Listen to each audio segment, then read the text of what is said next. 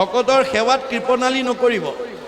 ভকতৰ সেৱাত আপুনি দিল খুচিকে দিব, আপুনি দুহাতে দিব, আপোনাক চাৰি হাতে দিব।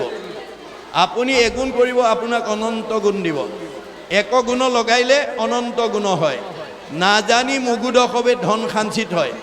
আমাৰ বহুত মানুহে বছৰত এবাৰ সেৱা এটা পাতিলে ধন টকা পইচা খৰচ হ'ব বুলি কৃপণালী কৰে, কিন্তু ভগৱানে কৈছে মোৰ কামত খৰচ নকৰিলে তোমাৰ কি হ'ব? শাকত নাখায় লোন, পিটিকাত যায় তিনি গুণ।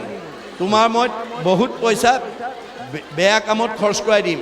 ধন সাঞ্চি যিটো বিষ্ণু বৈষ্ণৱক নেদৈ, গৃহাগত ভৈলে তাক নাই বুলি খেদৈ, মাধৱৰ নাম লৈয়া বৈষ্ণৱ বোলাৱে, হেনয় জনক দণ্ড দিয়ন্ত মাধৱে।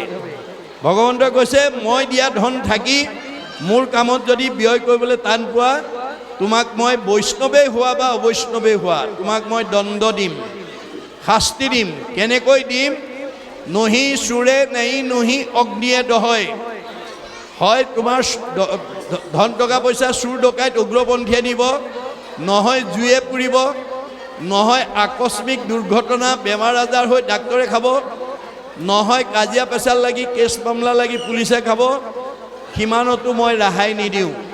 হা ধন বুলি পাছে কান্দে ৰাও বান্ধি, ঘৰে ঘৰে ভিক্ষা মাগে কৃষ্ণ কৃষ্ণ বুলি।